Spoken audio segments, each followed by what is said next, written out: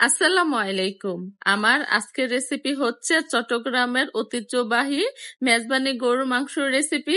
আশা করছি বরাবর মতো আজকের রেসিপিটিও আপনাদের কাছে ভালো লাগবে। তো চলুন মূল রেসিপিটি দেখে নেওয়া যাক। মেজবানিটাকে রান্না করার জন্য এখানে আমি নিয়েছি কিন্তু 2 কেজি পরিমাণ গরুর মাংস।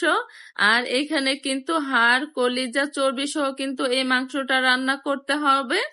আর মেজবানির বৈশিষ্ট্য কিন্তু এটাই, সবকিছু মিলে কিন্তু মেজবানিটাকে রান্না করতে হয়।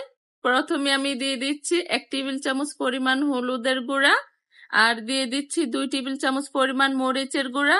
আর এই মরিচের গুঁড়াটা কিন্তু কাশ্মীরি মরিচের গুঁড়া। এবার আমি দিয়ে দিচ্ছি 1 টেবিল চামচ পরিমাণ জিরার গুঁড়া, আধা টেবিল চামচ পরিমাণ ধনিয়ার গুঁড়া, আধা টেবিল চামচ পরিমাণ রাঁধুনি এবং 2 টেবিল চামচ পরিমাণ আদা পেস্ট, 2 টেবিল চামচ পরিমাণ রসুন পেস্ট। এবার আমি দিয়ে দিব 1 কাপ পরিমাণ পেঁয়াজ, আধা কাপ পরিমাণ সরিষার তেল। আর এই মেজবানিটা কিন্তু সরিষার তেল দিয়ে কিন্তু রান্না করতে হবে। এইখানে আমি নিয়েছি কিছু গরম মশলা, নিয়েছি 2টো দারুচিনি এবং 8 থেকে 10টি এলাচ, 8 থেকে 10টি গোলমরিচ এবং 7 থেকে 8টি লবঙ্গ। আর দিয়ে দিব স্বাদ মতো লবণ। আর এখানে নিয়েছি আমি 1 টেবিল চামচ পরিমাণ গরম মশলার গুঁড়া। আর এই গরম মশলার গুঁড়াটাকে কিন্তু আমি জয়ফল, জয়ত্রী, এলাচ, দারুচিনি, লং, গোলমরিচ এবং মেথি, শাহি জিরা এবং সাদা সরিষা দিয়ে কিন্তু আমি এই সম্পূর্ণ গরম মশলাটা বাসায় নিজের হাতে তৈরি করে নিয়েছি। আর দিয়ে দিব এখন 2 টেবিল চামচ পরিমাণ টক দই। আর এই টক দইটাও কিন্তু আমি বাসা নিজের হাতে তৈরি করে নিয়েছি। এই তো সবগুলো উপকরণ কিন্তু দেয়া হয়ে গিয়েছে। এবার আমি মাংসটাকে হাত দিয়ে ভালোভাবে মিক্স করে নেব।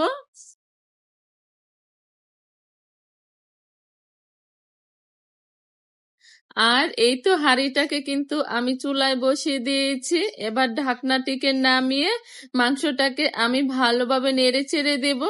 আর এই পর্যায়ে কিন্তু চুলার আঁচটিকে কমিয়ে রাখতে হবে। এখানে আমি দিয়ে দিচ্ছি 2টো তেজপাতা। মাংসে যে এক্সট্রা পানি উঠেছে সেটা দিয়ে কিন্তু আমি মাংসটাকে ভালোভাবে কষিয়ে নেব। মাংসটাকে কিন্তু আমি ভালোভাবে কষিয়ে নিয়েছি। এবার আবারও কিন্তু ঢাকনাটাকে খুলে মাংসটাকে ভালোভাবে নেড়ে চেড়ে দেব এবং দিয়ে দিচ্ছি পরিমাণ মতো গরম পানি। আর অবশ্যই কিন্তু গরম পানিটা দেওয়ার চেষ্টা করবেন। গরম পানিটা দেওয়ার সাথে সাথেই কিন্তু ফুটে এসেছে। এবার আমি চুলার আঁচটাকে মাঝারি করে আমি মাংসটাকে ভালোভাবে কুক করে নেব।